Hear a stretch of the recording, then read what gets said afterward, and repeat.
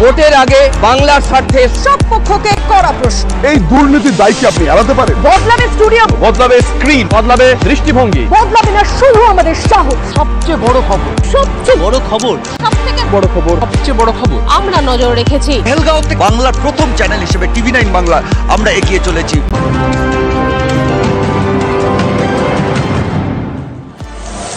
এসএসকেএমে যৌন হেনস্থার ঘটনায় অভিযুক্তের মেডিকো লিগ্যাল পরীক্ষা। আরজিকর মেডিকেলে অভিযুক্তের মেডিকো লিগ্যাল পরীক্ষা হয়। ডিটেল নেব। সুপ্রিয় আমাদের সঙ্গে টেলিফোনে রয়েছেন, আমাদের সহকর্মী সুপ্রিয়।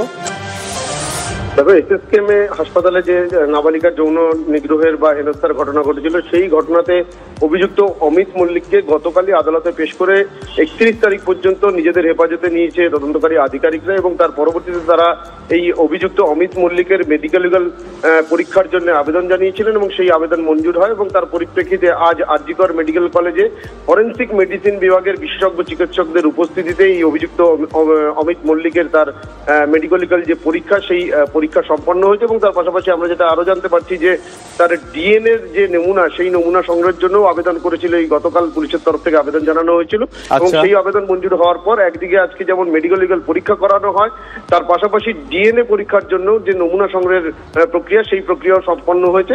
এবং ইতিপূর্বে এই যে নির্যাতিতা নাবালিকা, তার গোপন জবানবন্দি এমনকি মেডিকেল লিগ্যাল পরীক্ষার যে প্রক্রিয়া, সেই প্রক্রিয়া আগেই সম্পন্ন করেছিল তদন্তকারীরা। এবার কিন্তু এই অভিযুক্ত অমিত মল্লিকের যে ডিএনএ নমুনা সংগ্রহের কাজ এবং তার পাশাপাশি তার মেডিকেল পরীক্ষাও হলো, এবং এগুলো কিন্তু সবটাই কিন্তু এই তদন্তের ক্ষেত্রে বা তদন্তকে এগিয়ে নিয়ে যাওয়ার জন্য অত্যন্ত গুরুত্বপূর্ণ বলে। বেশ, ধন্যবাদ।